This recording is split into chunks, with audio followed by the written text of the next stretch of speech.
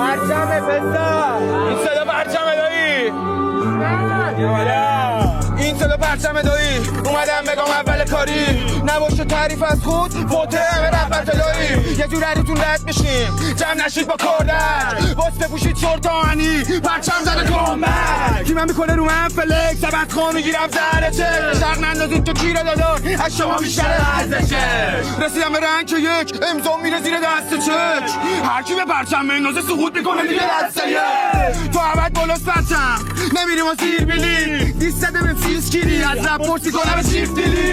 همشون گرفتن رو ما یکی نیست که داستان چیه مدعی شبیه اندونه فروشات سالی شبیه میمونه آسفالتیه گرفتم من گسخل دامیان زدون نیرو رفت باسفال تو اب بچگی مورد داشتی میکردی این مشخال تو هرکی به تهرون انداخت گایدیم سایلشو به مشکل خوردی با محمد یاقی تو بد نمیچرخون بار بشو دیگه خدا رو بنده نیستی الان دیست پیشمرگم تو کارنامته تقصیر من چیه بیو نمیگیری منم مثل تو کردم چهار تا بته به جز اون چوز سالات هر ورسی که زدی خودزنیه حاجی کیرم تو یوزر نیمه من اسم کیا ولی مدعیه اون نگار تو تاریخ رفت به خیابون وفادار به سلامه اگه تو جمعون ورود بزنی کیرم بلند میشه به احترامه میدم داشتی باشو جنسا میزنی بیرون از انبوری تا زونده که گشتی با محمد یاقی آنفدامی مصرف داری نمیتونید انکار کنید تک تکتون رو پرچم کنید هر کی بیاد سیاستی جلو کلش میره تو آبله رفسنجانی این سلا پرچم الهی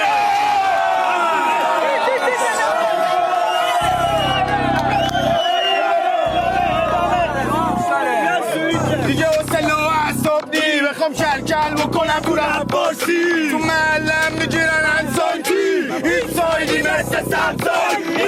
همون جون ما رو نشاختی او میره تو خرخرد دستانتی